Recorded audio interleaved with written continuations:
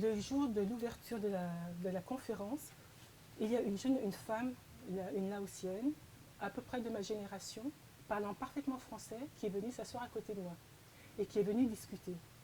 Oui, bonjour, qui êtes-vous? Voilà, ah, vous êtes journaliste, moi aussi je suis journaliste. Je dis, ah bon, c'est bien. Oui, oui, voilà, moi j'ai un cousin qui travaille pour une radio et ce serait bien qu'on puisse se retrouver.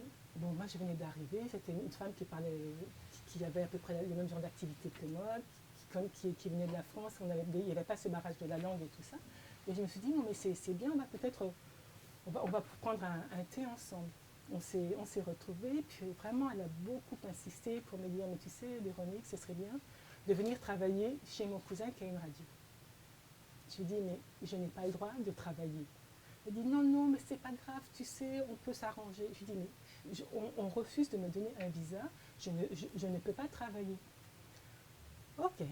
Elle a disparu pendant quelques temps, et, et après quelques mois, elle me téléphone en me disant, écoute Véronique, j'ai vraiment, vraiment un problème, il y a un amiral américain qui est de passage, et je dois faire son interview, et j'aimerais que tu m'accompagnes. Je lui dis, mais écoute, je t'ai déjà dit que je ne pouvais pas travailler. Ce que je peux faire, je peux t'aider à préparer l'interview, mais je ne peux pas me déplacer avec toi et rencontrer cet amiral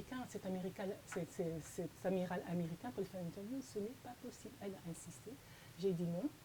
Et après, donc ça s'est passé sur quelques mois. Je n'ai plus du tout eu de ces nouvelles. Et je me demande si justement ça n'a pas été un piège des autorités, si, parce que ça se passe comme ça, des autorités pour voir si j'étais fiable, c'est-à-dire qu'on me... Bon, quand vous êtes journaliste, vous avez envie quand même de continuer à travailler.